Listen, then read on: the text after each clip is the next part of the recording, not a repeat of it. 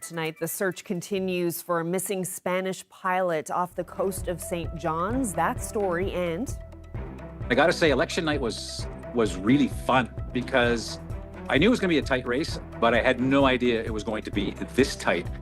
We had over 41,000 votes in our district, and now you're talking about the difference of 12. It can go either way, and we're still biting our nails. well, the results are in the riding of Teranova, the Peninsulas, but the Conservative candidate isn't counting himself out just yet. More on that mandatory recount. It's starting to feel very real. And even out around today and the various events I was at, there seems to be a little bit of a gaining buzz. The countdown and the crunch is on. Organizers and athletes are just 100 days away until the 2025 Canada Games. I wanted this job, worked hard to earn this job because, again, I believe in the transformative power of what we do. And that job is a big one. Meet Janet Morrison, Memorial University's new president and vice chancellor. This is CBC Here and Now.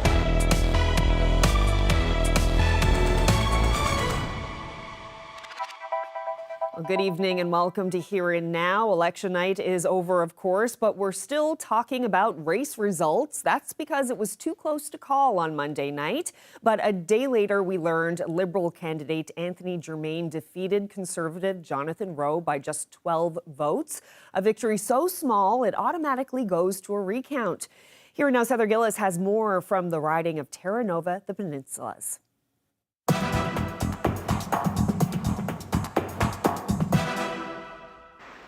A roller coaster and a recount. The race in Teranova, the Peninsulas, during Monday's election is the closest in Canada. Liberal Anthony Germain defeated Conservative Jonathan Rowe by just 12 votes. A margin so tight, it triggers an automatic recount. But Germain is confident he'll remain on top. I'm focused on actually being the MP because to overturn a dozen ballots or 13 ballots would indicate there's some kind of problem. I don't think that's going to happen. I don't think that's within the realm of possibilities. One of the beauties of the Canadian electoral system is that Elections Canada is a sound government agency with a lot of integrity. Meanwhile, Rowe remains hopeful that he still has a chance. We had over 41,000 votes in our district, and now you're talking about the difference of 12. So I mean, we're pretty well flipping a coin. I mean, this is very, very small numbers when you look at the percentage wise.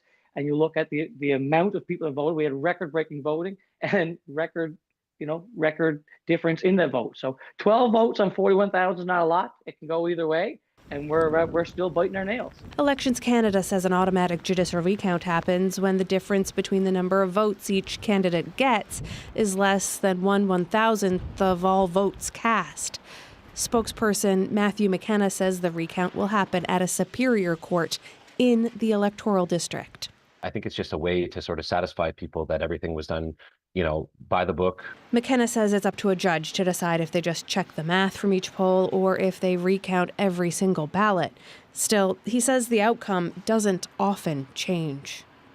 It's pretty rare. Our counters are well trained and do a very good job of making sure that every ballot is counted. At the end of the day, McKenna says razor-thin outcomes are a reminder that every vote does count. Either way, Germain thinks a change in the outcome is an outside possibility, while Rowe says no matter what, this isn't his last foray into politics.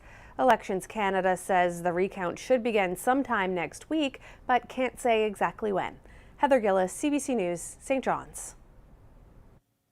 Well, it's a race against time in the search for a missing pilot believed to be in the water off the coast of St. John's.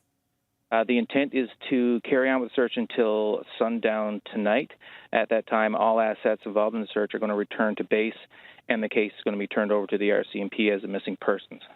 The Joint Rescue Coordination Center in Halifax has been searching for a missing Spanish man ever since the float plane he was operating crashed yesterday morning about 240 kilometers east of the capital city.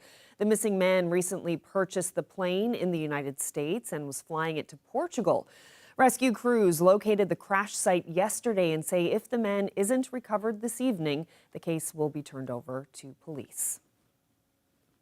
Well, the Ocean Ranger Legacy Foundation is on the hunt for a permanent home in St. John's, a place to house artifacts from the wreck.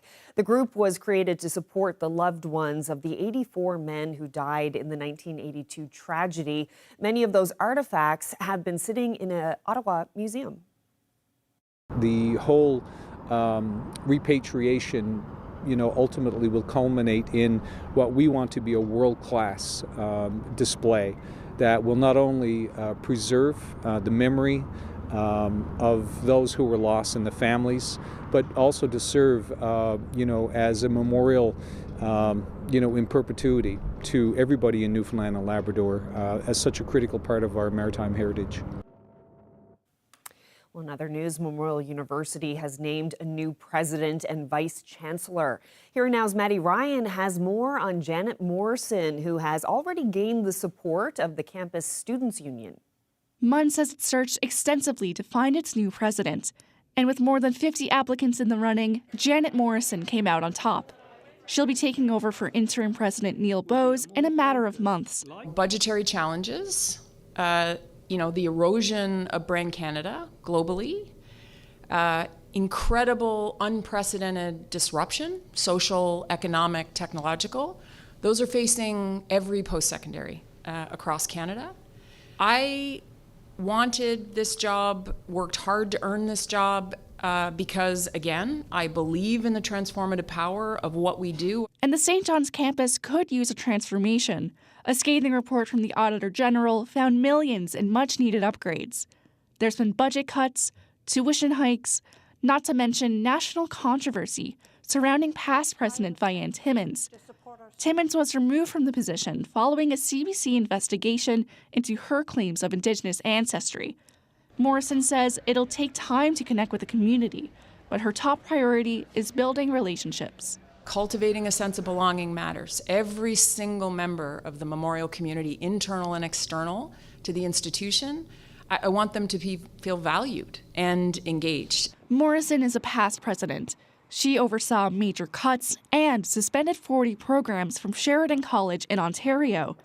Still, Nicholas Keogh of Munsue says she seemed like a good fit. He was on the presidential search committee.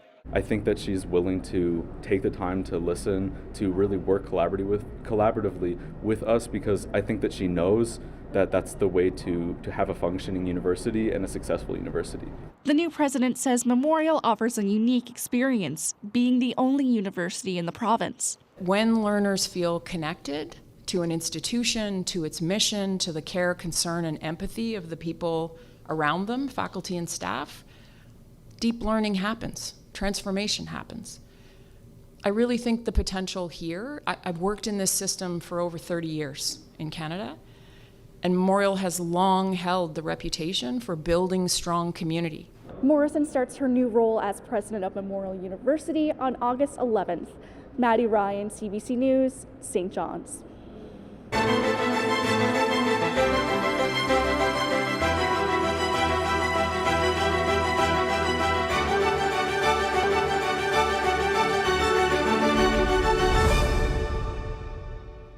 We're 100 days out from the Canada Games, and the buzz is beginning to grow. Soon these fields and bleachers will be full of fans and players from all around the country. The Northeast Avalon will be bustling with sporting venues cropping up all over the place. There will be familiar scenes like baseball here at St. Pat's Ballpark, and the men's and women's golf teeing off at Ballyhaley. To cycling a scenic route along Team Guju Highway, and of course, the new Canada Games complex in St. John's. Final preparations are now underway, and one of the biggest tasks is recruiting volunteers. They've got 4,000 people recruited so far. They still need 1,000 more to assist with more than 4,800 athletes and coaches across 19 sports and 244 events. The economic spin-off of all this, over $100 million. One of the biggest questions throughout this process has been the ATCO Arena. This place was built for the 1977 Canada Games and required major upgrades for this year. So will it be ready in time? We asked the organizing committee and they said without a doubt Yes, years of planning, millions spent on construction, the fruits of all that labor now just 100 days away. Ryan Cook, CBC News, St. John's. Well, earlier today, the 2025 St. John's Canada Games Host Society held an event to mark 100 days. It also showed off the medals that will be awarded as it created buzz for the national sporting event that will see thousands flood into the metro area. Today, as we unveil the medal that will be awarded to the top young athletes in Canada, we're just not revealing a piece of metal. We're revealing a symbol of excellence, of perseverance, and of the spirit of competition that will shine across our city this August. It's also a powerful reflection of the creativity we hold in this province, with the design born from community contests that showcase the incredible talent right here at home.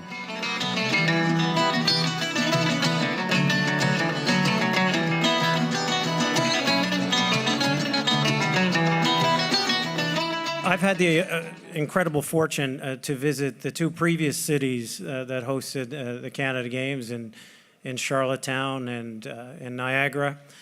And I had to tell you, I felt kind of bad. I felt kind of bad being there, witnessing the closing ceremonies, and I love Dennis King and the people of PEI, the opening ceremony, and witnessing the ceremonies in Niagara. I felt kind of bad, because there's no way they could put on the show that we're going to put on here in Newfoundland and Labrador.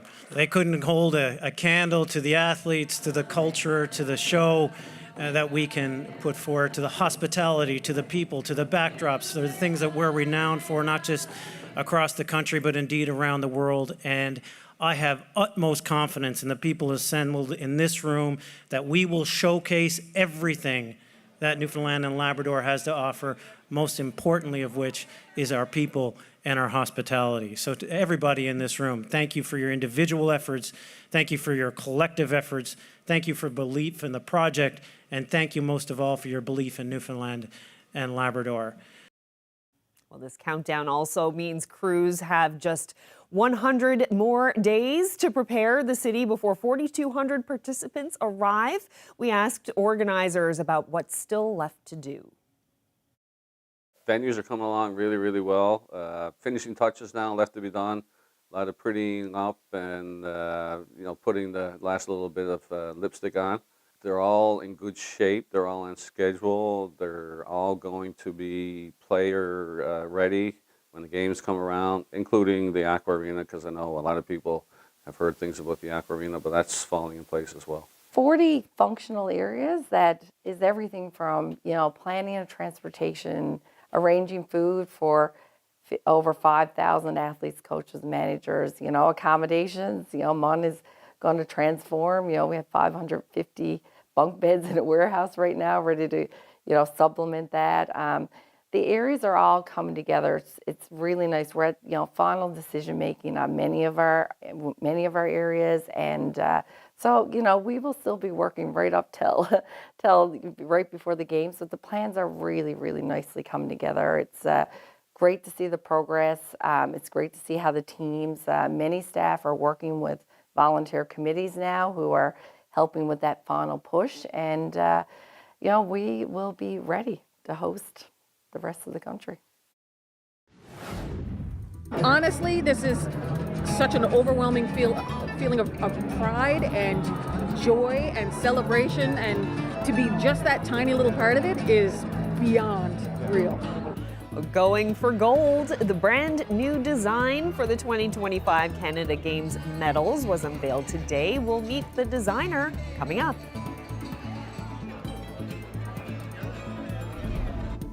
Very exciting. Hopefully the weather comes through for that couple of weeks there. I could tell you today, pretty decent weather in the east. Things are changing though, and we've got some wintry weather up across Labrador on the backside of this area of low pressure. We can see some of those showers working their way across the island.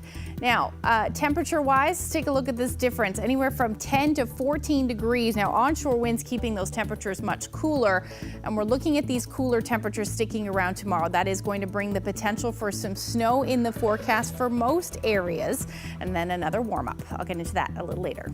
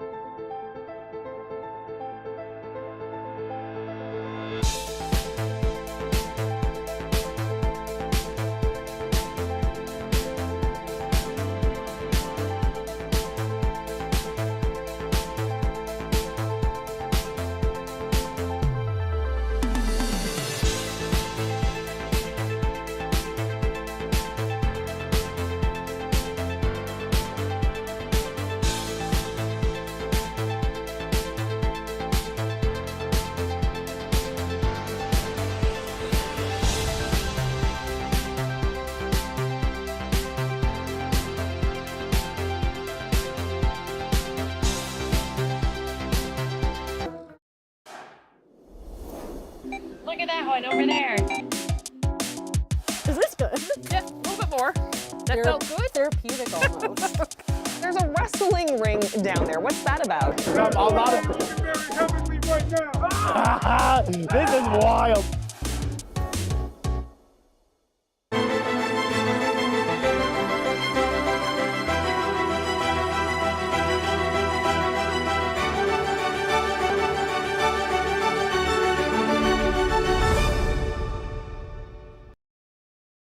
Hi, I'm Rick Mercer with the offer of a lifetime and a very big ask. The 2025 Canada Games are coming to Newfoundland and Labrador, and that means we've got company coming, big time. The numbers are mind-boggling. This coming August, 25,000 people from all across Canada are going to descend on this province for the Games, and every single one of them can't wait to get here. They've heard good things, so we need to ensure they have the time of their life, the games of their life. As a province, we've got to knock this one out of the park. So here's the ask. We need you to represent Team Newfoundland and Labrador at the Games. We need 5,000 volunteers. all ages, all skills. You would not believe the jobs that need to be filled, the experience you will get, the friends you will make.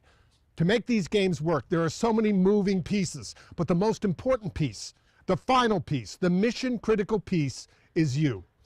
Visit the website, join the team.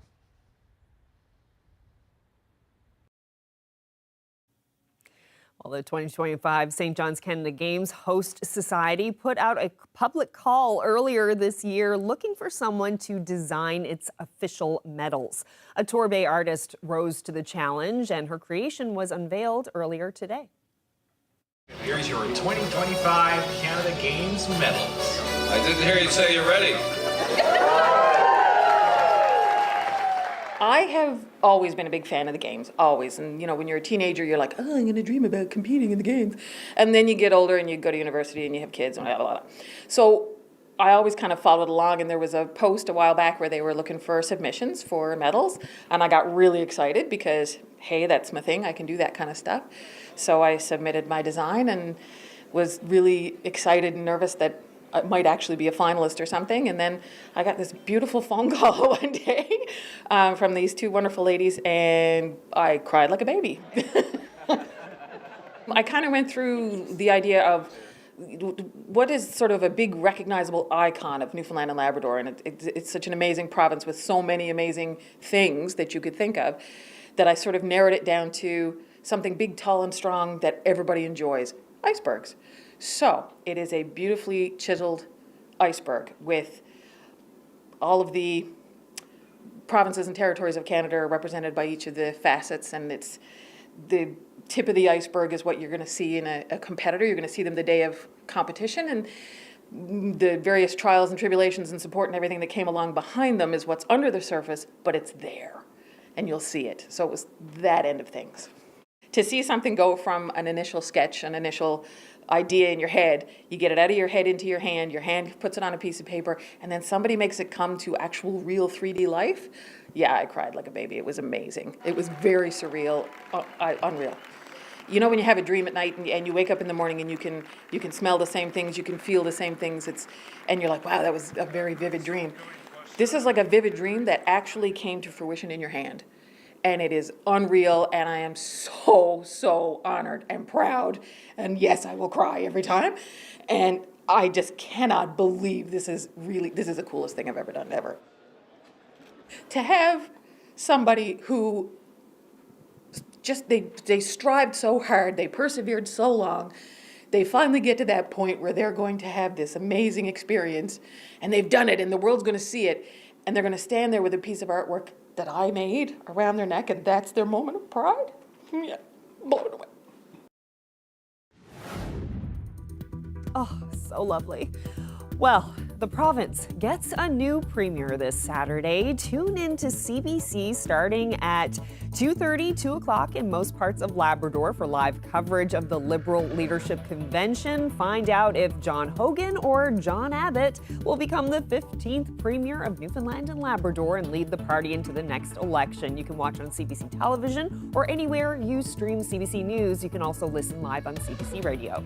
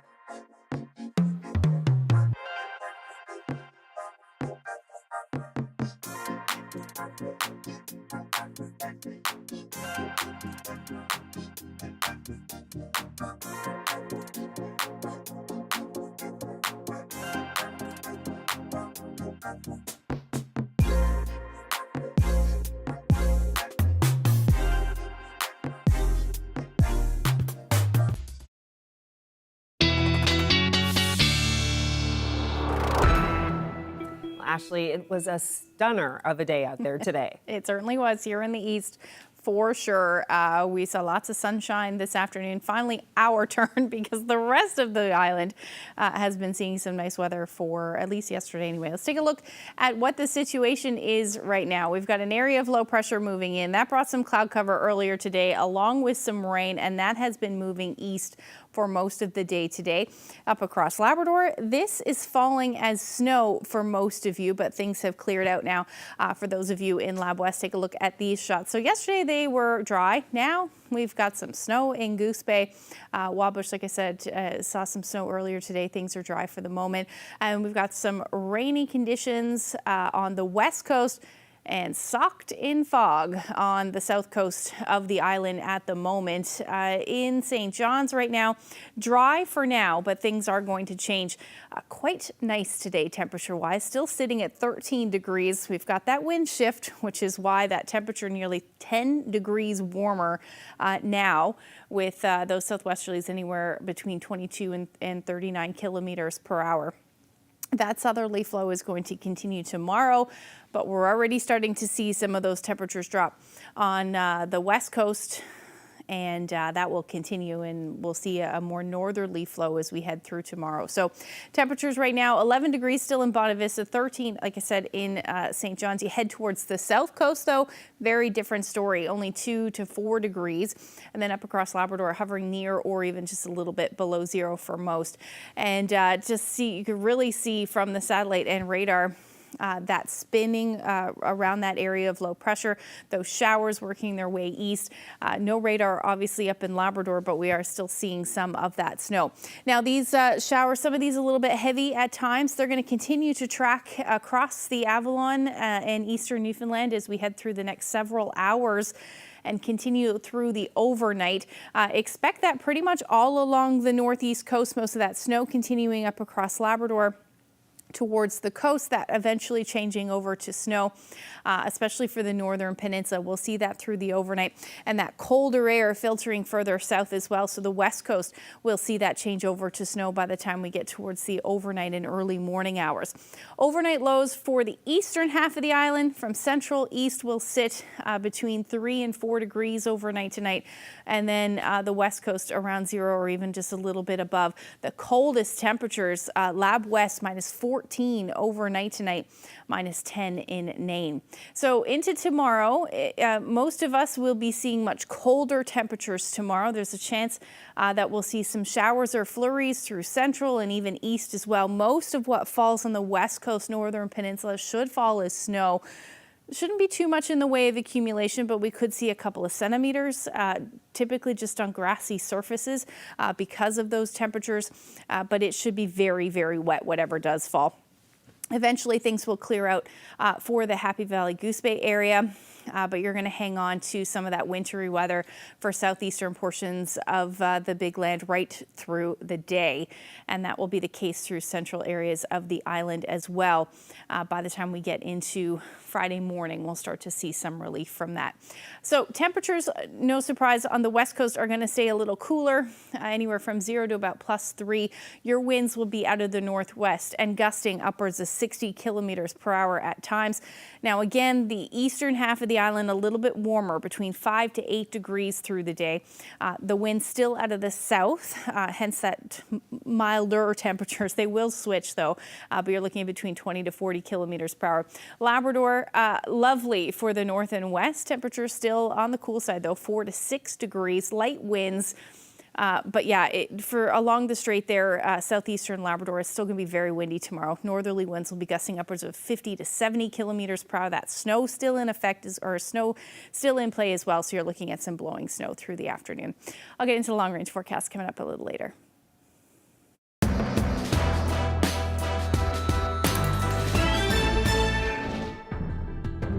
Well, the federal Conservatives didn't form government on Monday night, but the party made some gains in this election. So what does that say about the level of support for the provincial Progressive Conservative Party right now? PC leader Tony Wakeham has some thoughts on that, and he's here to share them. Thank you so much for being here. We're glad to be here. Well, the Conservatives picked up a second seat in Long Range Mountains Monday night and came within 12 votes of winning a third seat in Teranova, the Peninsulas, and that, of course, triggers an automatic recount. What do you make of those gains made for the Conservatives? Well, first, let me start off talking about the election and congratulating the Prime Minister on his victory and all 7 MPs from this province who will now represent the province of Newfoundland and Labrador in Ottawa. And I particularly want to thank or reach out and congratulate Carol Anstey from my riding of Long Range Mountains. I've known Carol for a while, and I think she'll make a great MP. And also Clifford Small, who our office has had direct contact with on a number of files, even though he wasn't directly our MP, but we've certainly been able to use him, and I congratulate him as well. It is clearly evident from the breakout that rural Newfoundland and Labrador have felt left behind by the Liberal government federally and provincially. We have seen that as we traveled around our province and talked to people all over rural Newfoundland and Labrador. And the issues that continue to stand out for them are issues relating to cost of living, access to health care, and safety in their communities. And you've seen that reflection of that, I believe, in the federal election as well. As you pointed out, 2 seats in rural Newfoundland and Labrador ridings, and a third one that's, for all intents and purposes, a dead heat, and we will wait for a judicial recount to confirm. I think that the support for the Progressive Conservatives is there in rural Newfoundland and Labrador and has been for a while. It's a dissatisfaction with the Liberal policies and Liberal governments. When you think about the fact that the Progressive Conservatives, we have won 2 by-elections in rural Newfoundland and Labrador, and we have continued to hear from people in rural Newfoundland and Labrador that they're ready for a change. Hey, well, Tony Wakeham, thank you so much for your time. Really appreciate it. Thank you. Well, outgoing Premier Andrew Furey also reacted to the election results at an event yesterday. He says he hopes the MPs heading to Parliament will always put the needs of the province first. I think Newfoundland and Labrador will be well represented. The message that I conveyed to everybody, any candidate of any party, was please bring Newfoundland and Labrador's voice to Ottawa, not Ottawa's voice to Newfoundland and Labrador. It is a very strong minority, and I think that it will be a stable minority. Conceivably, the Liberals and NDP would have to work together, and that's it. So it should be a stable platform to govern. It should be a stable platform to create and execute on a vision and an agenda, one that it should be focused on reestablishing Canada's place in the world, but reestablishing our place within ourselves and creating an agenda that is able to execute on big projects and get big things done. And I think Prime Minister Carney can execute on that and understands that, but for the message for the next Premier, make sure, regardless of political stripe, that you stand up for what people in Newfoundland and Labrador value, what they believe in, and what will make us better, including things like our offshore oil and gas product, making sure that that is top of mind. Too often it's seen as a secondary thought with respect to Canada's petroleum offerings. It needs to be top of mind. Our shared priorities with respect to our fishery and joint management of our fishery needs to be top of mind. Equalization needs to be top of mind. These are things that you need to bring to the table every single time, because the government in Ottawa is not going to do it for you. So don't be afraid to have a voice. Make sure that voice is courageous, bold, and beyond everything else has the interest of Newfoundlanders and Labradorians first.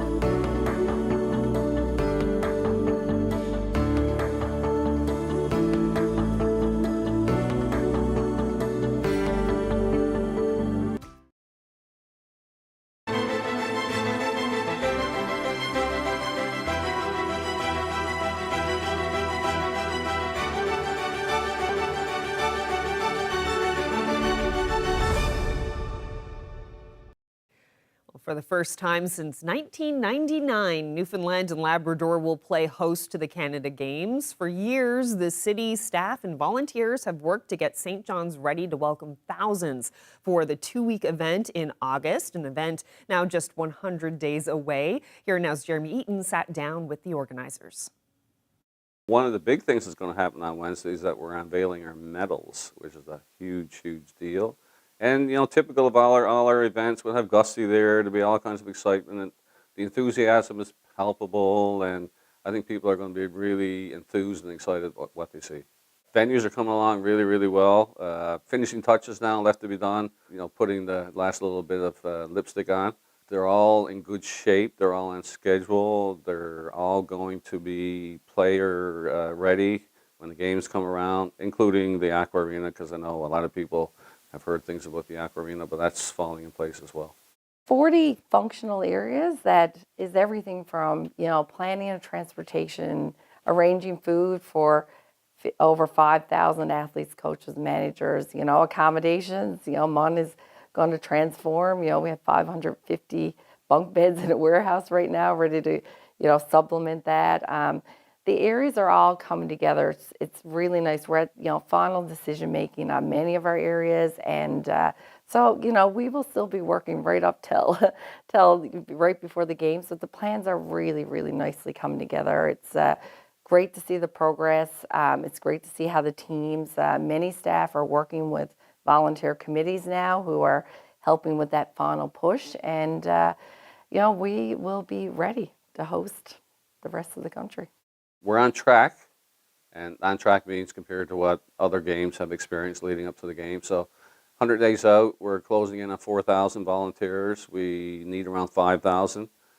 We think there's some big organizations, including government employees, that will come on board once the organization sorts out what they're going to do for their volunteers. And for instance, the government will come out with a policy that will probably give time off and so on. So we expect a big push in the next month or so. To see it from, you know, 2020 when we were awarded the opportunity to bid to where we are over 5 years later now, and seeing all these plans come together, you know, facilities be upgraded, and see the impact that the games truly will have on our community for many years after, 77. And we all talked about the Ack Arena, but it was built in 77, and it's an amazing facility for, one of its kind in Atlantic Canada, east of Quebec, with the diving platforms and features it has just with that, a 65-meter pool. And I think we got to really rally around and appreciate the venues that we have and the opportunities that we're going to have after this games to host many more things to come. It didn't take me very long to realize that I was like the dog that caught the car. What in the hell have I signed myself up for? But it's been remarkable. It's been one of the best things I've ever been associated with. And it's had its challenges, but I knew very little about the games and what the games experience would be like. I had the opportunity to take in the last winter games and the last summer games, which was very insightful as to how big this is, logistical. It's just an incredible exercise. 5,000 athletes, coaches, training staff, and that showing up, 5,000 volunteers. I mean, it's just a big, giant puzzle. But one thing I will say is that the energy around it is just incredible, and seeing the whole community come together in the city, in the province, the feds do their thing always, but it's just been an incredible experience, and I'm so thankful that I said yes. And now, the flame of the game. It was a huge deal back then, but it's just as huge now. The lasting impact will be as big, I think. There's the physical stuff, the Ack Arena and the track and field and the bubble and everything else, but there's also the intangibles that will be left behind. Like hosting an event like this leaves a certain skill set, and the volunteer community that comes together for this will last for a long time, enable us to pull off lots of other great events here in the city. So it's really, really big. The economic impact estimated to be like $125 million. There'll be lots and lots of people here. And it turns out the timing is going to be great because no one in Canada wants to go south anymore, so they'll all come to Newfoundland. It's perfect. I think that's what motivates us each and every day. The ability to host our country, and we will be the largest ever Canada Games. So in 30 Canada Games, we are the largest one in terms of numbers of athletes, coaches, and managers. But yeah, that motivation of what is left after the games, I think that's truly the special part about the Canada Games is you really get to see, new facilities be left, the Fortis Canada Games complex, the track and the soccer, the indoor training opportunity for post games.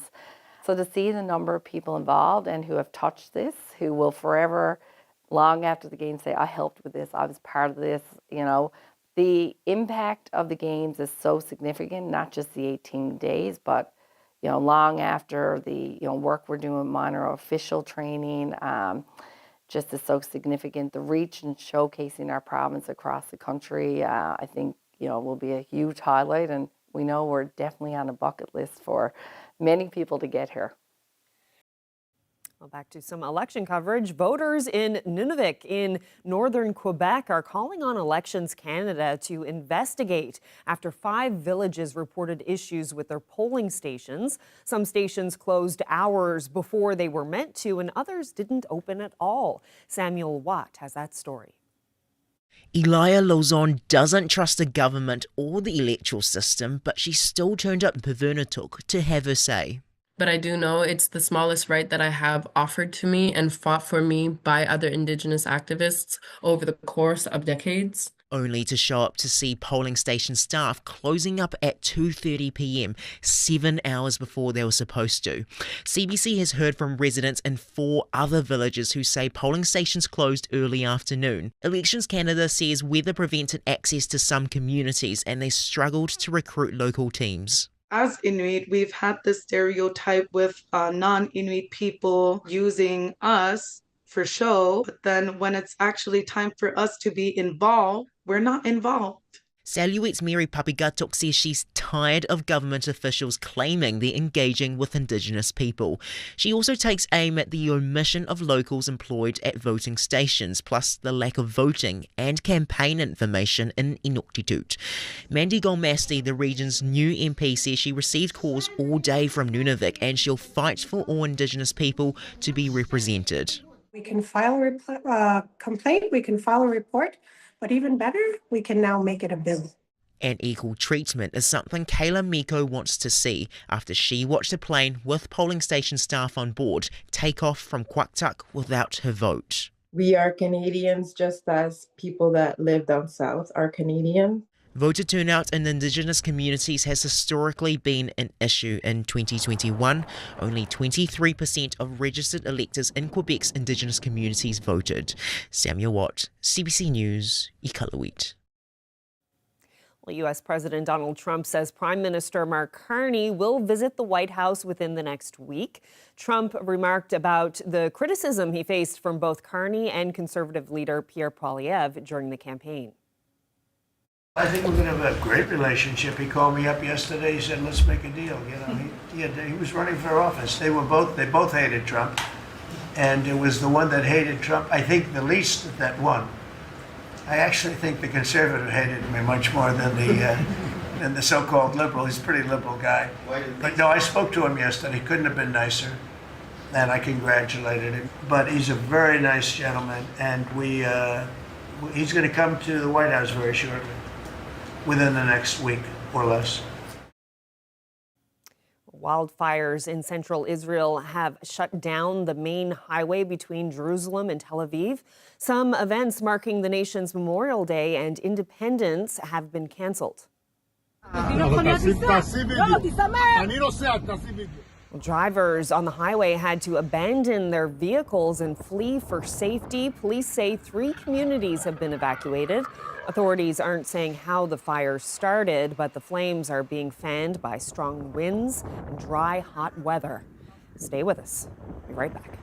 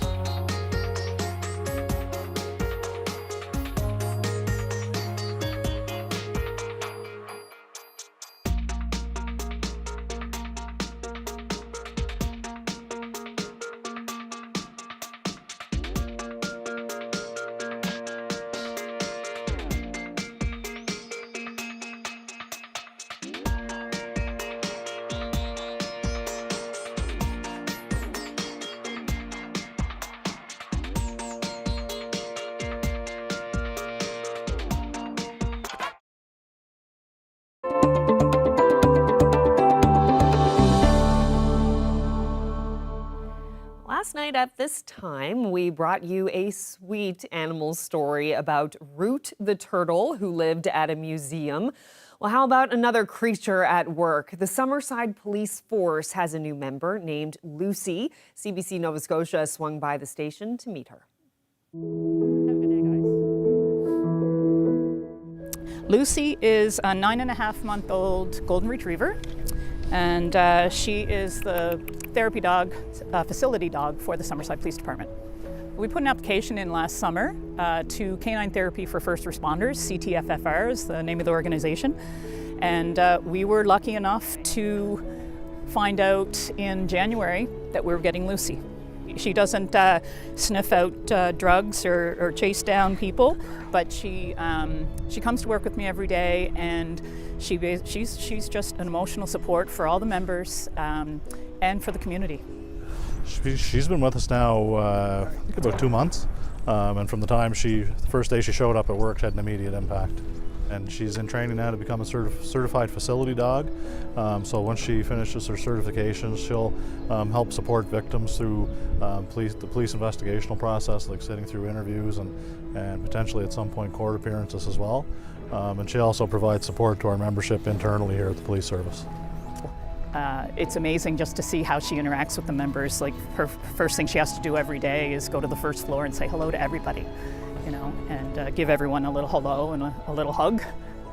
Since I am her primary handler, I get to see how she interacts with everybody, and it's quite amazing, actually. People will stop us on the street, and some people already know who Lucy is, and it just opens people up a little bit to talking to, you know, especially a police officer. It's not the easiest thing to do. Lucy kind of breaks down those barriers and makes things much easier.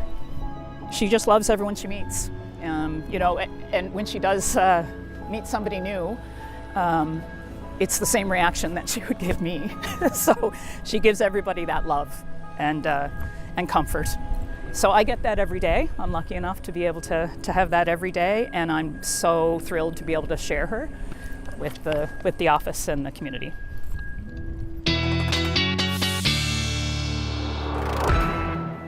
What a beautiful golden retriever Lucy is. Gorgeous. Yeah, love that. Love that. Okay, so let's talk about the weather and the long-range forecast. We had this beautiful day today here in the east, and I remember last night you were talking about some nice weather coming on the weekend. Warm temperatures are coming on the weekend. Yeah, but we've got a couple of cool days to get through before we get there. Let's take a look at what's happening as we head into our Friday morning. So that area of low pressure is going to stick around at least for the morning along the northeast coast. So don't be surprised to still see some wet snow. And other than that, it should clear out across Labrador, at least for the first part of the day, and we'll see that across the island as well. Eventually, by the time we get into the afternoon, we'll see that cloud cover move off further east. But clouds will be moving right back in for those of you on the western portion of Labrador, and you'll also see some flurries as we head towards the evening and overnight as our next system moves in. But temperatures really are going to be all over the place through the day on Friday. Most of us seeing those temperatures in the single digits, likely double digits for parts of central, even southern areas of the island. Well, Burin Peninsula will likely see some double digits as well.